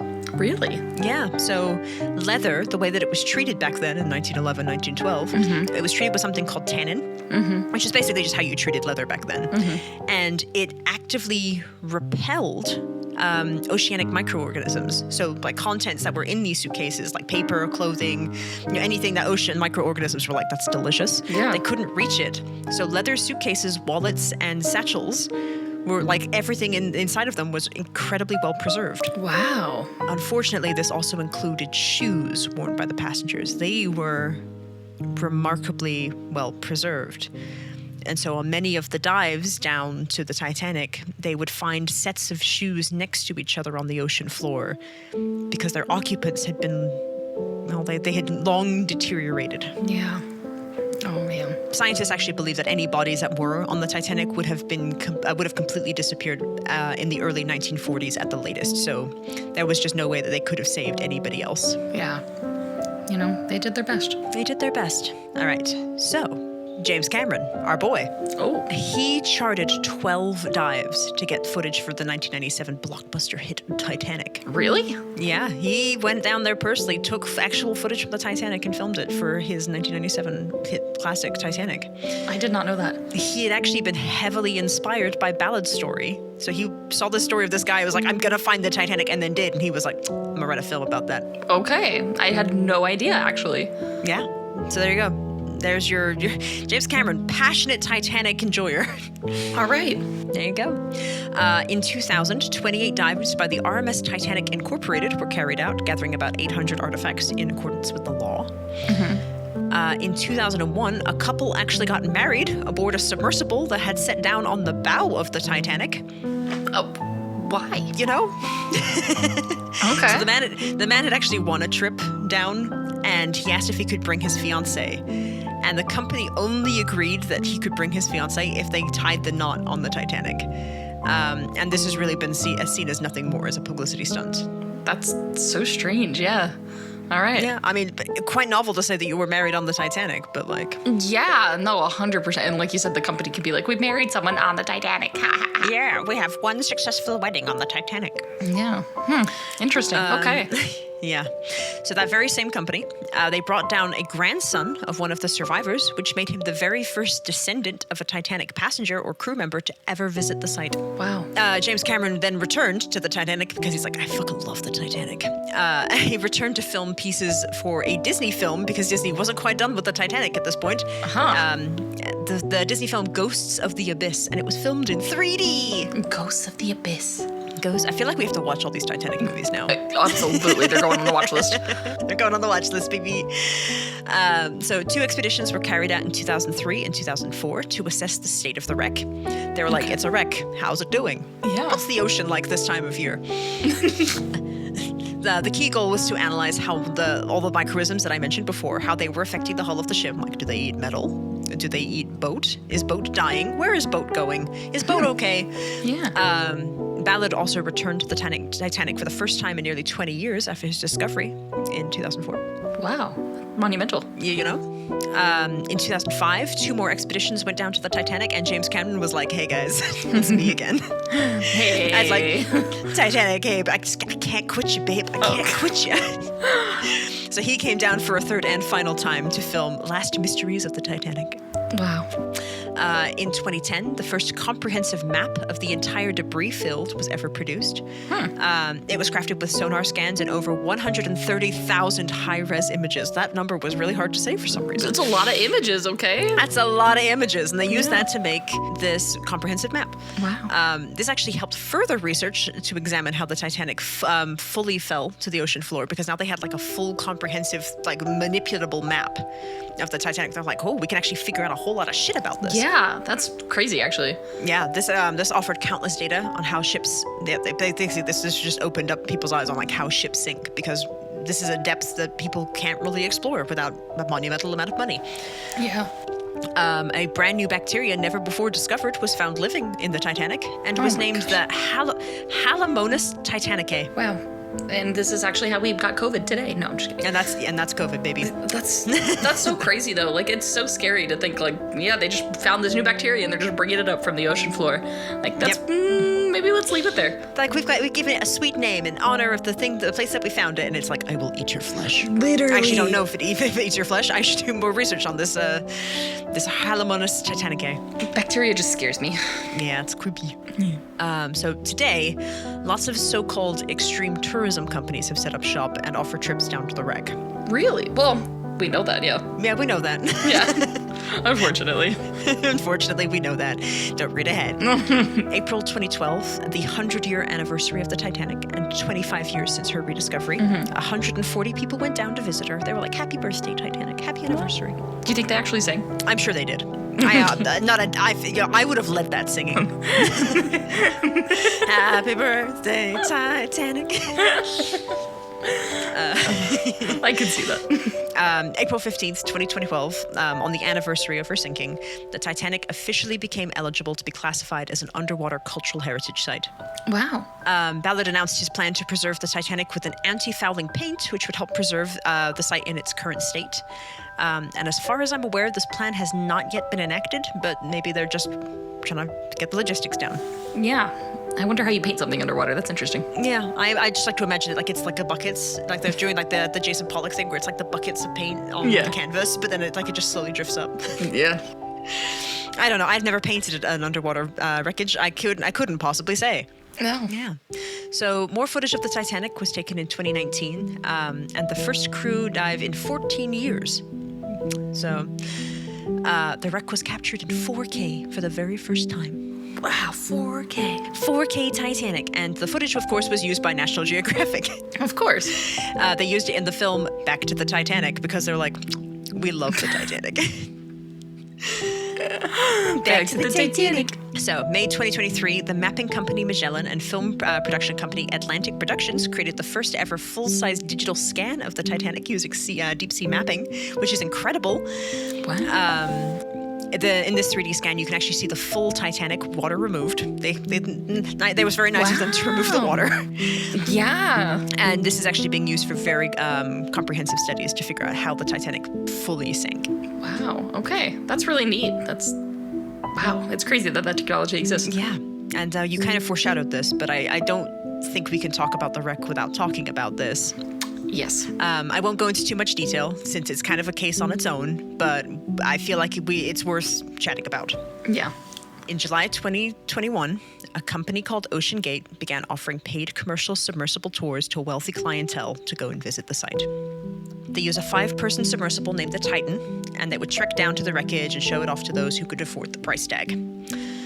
The price tag for one person was $250,000. Crazy. Yeah. So the company itself was founded in 2009 by Stockton Rush and Guillermo Sondline, I think is how you say your last name, I'm so sorry. Starting in 2010, they began transporting paying customers off the coast of California, the Gulf of Mexico, and into the Atlantic Ocean. What year did they get founded? 2010. Okay. Yeah, so they've been around a while. Ocean Gate knew that submarines were the way to go, and humans have a serious case of morbid curiosity, especially towards shipwrecks. Mm-hmm. So for the once-in-a-lifetime opportunity of seeing things that most people could only dream of, they were like, yeah, I'll pay $250,000 just to go look at this thing. Yeah. So Ocean Gate's pride and joy was their 5-person submersible named the Titan, previously known as the Cyclops II. She was 22 feet long, or 6.7 meters. She was 23,000 pounds, and she was made of carbon fiber and titanium. And she was also equipped with a 16-inch or 380-millimeter acrylic window, so where you could see the ocean.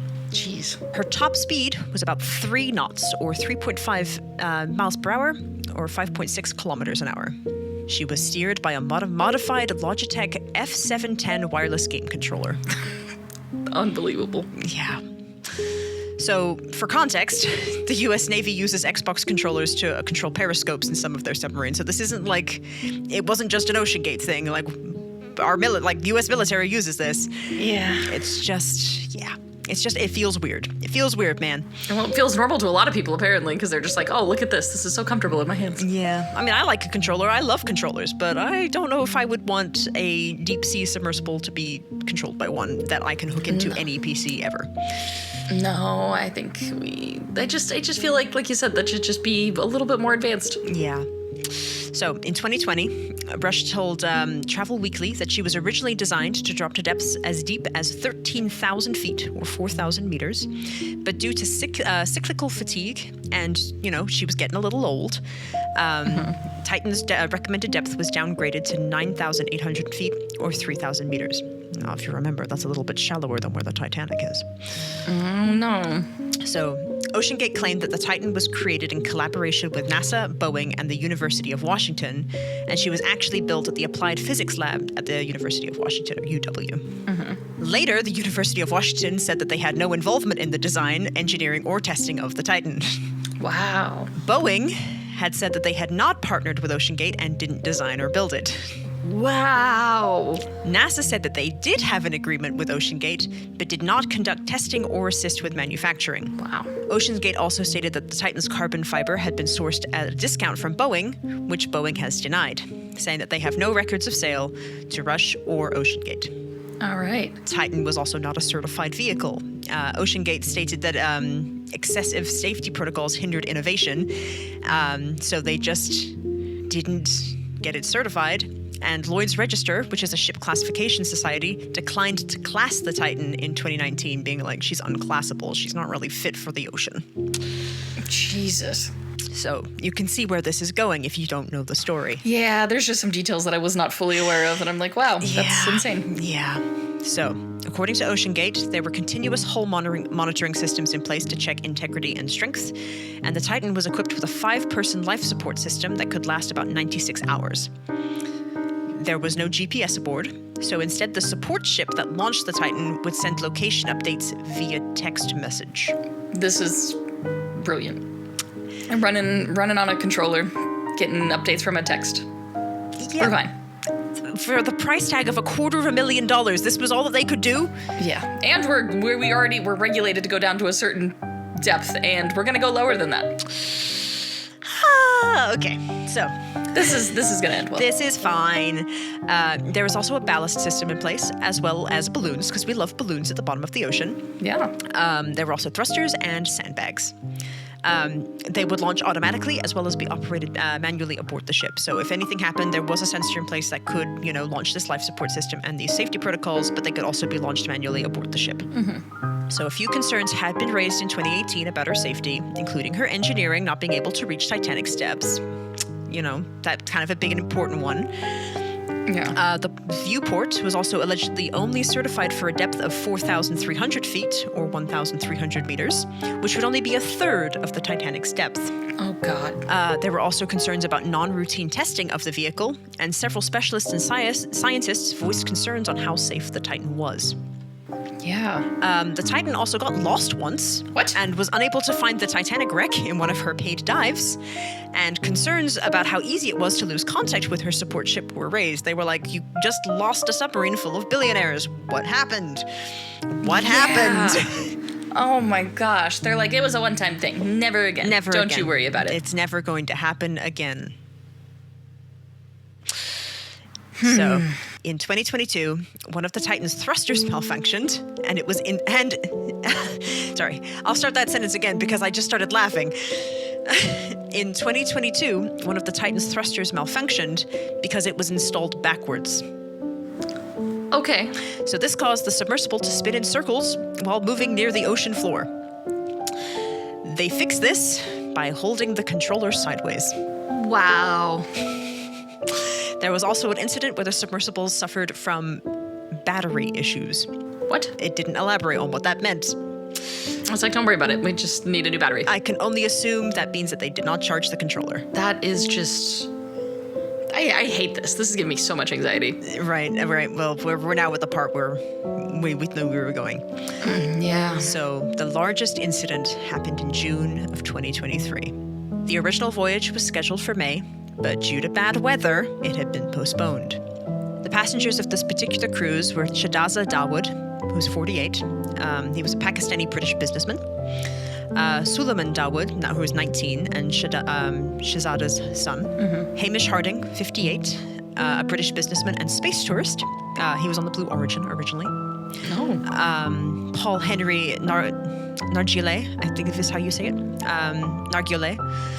He was 77, and he was a former French Navy commander, diver, submersible pilot, and director of RMS Titanic Incorporated, that owns the salvage rights to the Titanic. On board as well was the owner of Ocean Gate himself, Stockton Rush. Yes. So Rush had actually approached Jay Bloom, a Nevada businessman, with 2 discounted tickets for him and his son to travel to the Titanic. The price was only $150,000 instead of the $250,000. But Bloom turned the offer down due to concerns about safety. So on the 16th of June, 2023, the expedition left Newfoundland and headed to the wreck site. The ship arrived at the Titanic's resting place. Harding, one of the passengers, posted on Facebook, "Due to the worst winter in Newfoundland in 40 years, the mission is likely to be the first and only crewed mission to the Titanic in 2023. A weather window has just opened. We are going to attempt a dive tomorrow." Oh my gosh. That is an eerie message. Yes. So, June 18th, around 9:30 Newfoundland time, the Titan launched into the water. For the first hour and a half, the Titan communicated with her support ship regularly at every 15 minutes. Communication stopped abruptly at 11:15 a.m. Around this time, a U.S. Navy acoustic detection system registered an unusual sound signature. This was the sound of the Titan imploding during her descent. God. But we didn't know that, did we? We didn't know that. So the Titan was expected to resurface at 4:30 p.m. the same day. It was about 7:10 p.m., just under 3 hours later, when the Coast Guard was notified of a missing vessel. So keep in mind, they haven't had contact since 11:15 that morning, and they only report something suspicious at 7:10 p.m. God. So the Navy immediately starts reviewing its acoustical data and transmitted the information to the Coast Guard. With its life support system, the latest the submersible could survive to was the 22nd of June, assuming it was still in one piece. Yeah. Search of efforts were immediately put in place and conducted by the U.S. Coast Guard, the U.S. Navy, the Canadian Coast Guard, the Royal Canadian Air Force, the U.S. Air National Guard, the Royal Canadian Navy, and several commercial and research ships. Both the ocean surface and deep water were searched for the aid of sonar. Over 900 nautical miles were searched. Wow. That's insane. The U.S. government did record noises being detected underwater, but they were still investigating what they were at the time. Yeah. A Canadian plane sighted a white rectangular object floating on the ocean surface. Additional planes were sent to investigate, but diverted when news of the underwater noises was heard. They were like, "Oh, the noises are heard. Everything is fine." Yeah. The noises were later described as unrelated. Oh gosh. So on the 21st of June, additional sonar devices were added to the search, but the Titan's survivability window was quickly closing. Yeah. Despite the urgency and the bleakness of the situation, the U.S. Coast Guard said at a press conference that this is a search and rescue mission 100%, rather than a wreckage recovery mission. On the 22nd of June, last day of survivability, the U.S. Coast Guard announced that the debris field had been found near the wreck of the Titanic. The debris was later confirmed to belong to the Titan and included the tail cone and the front and back end bells. At 4:30 p.m. that day, which is a weird time, that's the time it was supposed to emerge on the day it was supposed to come back. Yeah. The Coast Guard said in a press conference that the loss of the submersible was due to an implosion of pressure chamber and that the pieces of the Titan had been found on the seafloor about 1,600 feet northeast of the Titanic. Rear Admiral John Mauger of the U.S. Coast Guard announced that the debris was consistent with a catastrophic loss of the pressure chamber, and the chances of any bodies being on board being recovered were low, and the Atlantic Ocean was described as an incredibly unforgiving environment. That's to put it nicely. Yeah, I think that's where we're going to leave the Titan. It's still an ongoing investigation at the time of this recording. Hopefully when this episode airs, there's more updates, but as for right now, that's kind of where it is. And it kind of deserves like a proper deep dive and an episode on its own, because it sure does. This was like the lightest I could go with just its information. But yeah, it's real scary. Gosh. And that, ma'am, that is my complete, not so short history of the Titanic. That's all of my context done. All of the context. Oh my gosh. All of my context done, which means it's time for the conspiracy theories in our next episode. Oh my gosh, ma'am. But here we are, like you said, at the end of all of this history, setting us up for, I think, some really juicy conspiracy theories. I think so. I'm looking onto my conspiracy theories now. The actual conspiracy, the reason why we're here in this saga that I have spun. And I'm like, maybe I should reorganize the order I'm going to present these, because these are kind of fun. Ooh. Maybe we'll put them in their own wheel and spin them and see what happens. Ooh, I can't wait. I obviously have some thoughts, but I'm really excited because I know that you have a lot to go over. So I'm really curious to see. Well, I mean, we can also let's get your thoughts out now before I taint them with the horrible conspiracy theories. All right. So with JP Morgan, he's my first one. Yeah. Obviously. Yeah. The boy. The boy. Who so graciously invited all of these rich and famous friends out onto this fancy and luxurious boat that he just so happened to have the best and fanciest room on himself, only to mysteriously not be on board. Yeah. The night that it actually departs. Yeah. You're good. I'm glad that you picked up that thread. That was an important one. JP Morgan, you got some splaining to do, sir. Where were you? Where was you, boy? Where was he, boy? Maybe I should do some more research on our boy JP Morgan. I have a feeling you already had some research done on that. Yes, I have done a deep dive into JP Morgan. Don't worry. But we'll get into that next episode. But yes, you're picking up what I'm laying down. That's just quite literally the tip of the iceberg, BB. That's like you said. That's the obvious. Like, just kind of what the heck is going on, JP Morgan. I got to know where was you? Where was you? Yeah, I think you're absolutely thinking correctly. You've got your tinfoil hat on. You've got your red string board behind you. I can see you tapping it furiously as we speak. The other thing I want to say is I went into this level of history for a reason. And it's one of those where some of it's just it's fun context and I love context, but other parts of it all kind of wraps around. And of course, the obvious thing is just anything that's related to the Titanic is fucking cursed. Yeah. But yeah, we'll do a proper conspiratorial deep dive next episode. But yeah, that's it. We survived the context. Listener, we did it. We got through the context of the Titanic. I'm done. I'm free. I can put on my tinfoil hat now and start talking in riddles. Yes, I am so curious to hear what our listeners thought too, and what conspiracy theories they might have already picked up on along the way with all of the history and context that we've laid out for them. Yeah, if you didn't know that there was a Titanic conspiracy theory, dear listener, I'm very curious to see where your brain's going right now. I'm curious to see where the cogs are spinning. Because once again, the threads that Alana are picking up on are not the threads that I started the story on. So I'm very excited to see where this goes. And I'm very excited to see what you think of my little theories next week. Oh, I can't wait. I can't wait to hear all of them, man. But yes, now we die. Guys, we did it. We're through the context. We completed the complete history of the Titanic. I never go on a boat. Never go on a submarine. Never. Just don't ocean. Ocean, not even once. Ocean, not even once. Not even once, especially if it's got the word Titan in it. Just don't do it. Just Titan or ick, just keep away.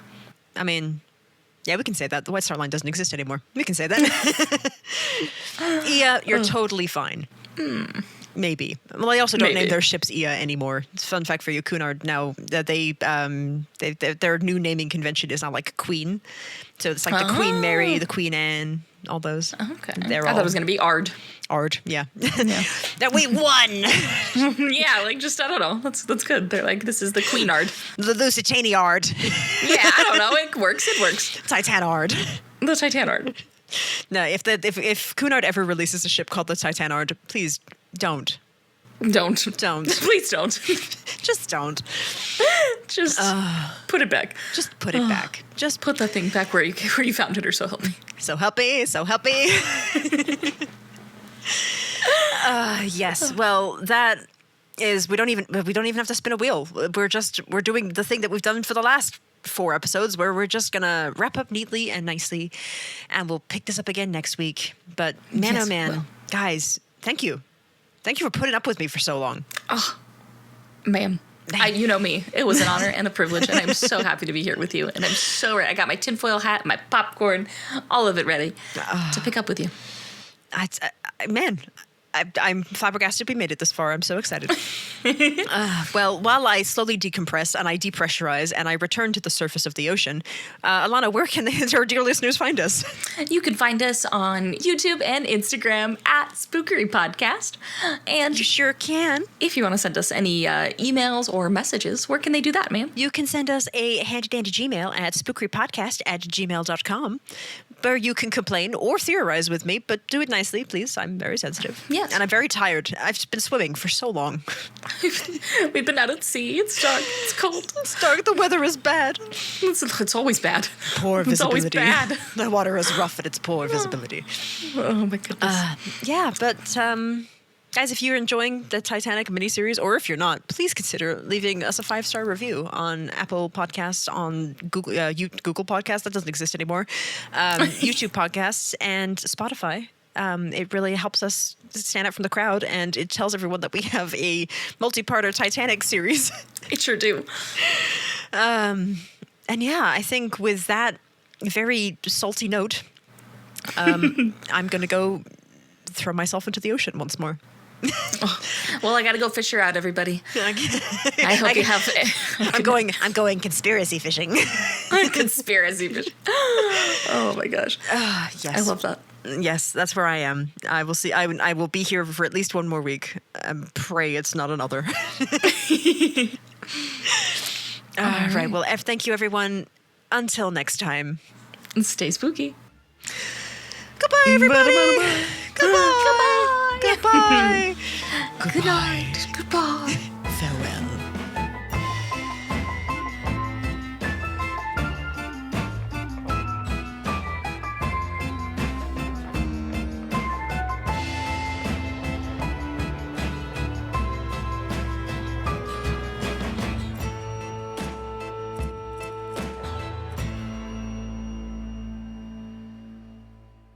I also wanted this on microphone, but Spookery listener, did you know that me and Alana are wearing the same shirt this entire episode?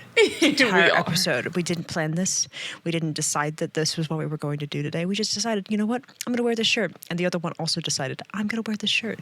And here we are wearing the same shirt this entire episode. I just hope you live with that knowledge, Spookery listener. It's good knowledge to have. I hope you sleep well at night knowing that. This episode has been brought to you by the same conspiracy theory shirt. Oh, I love it. Oh, my goodness. All right.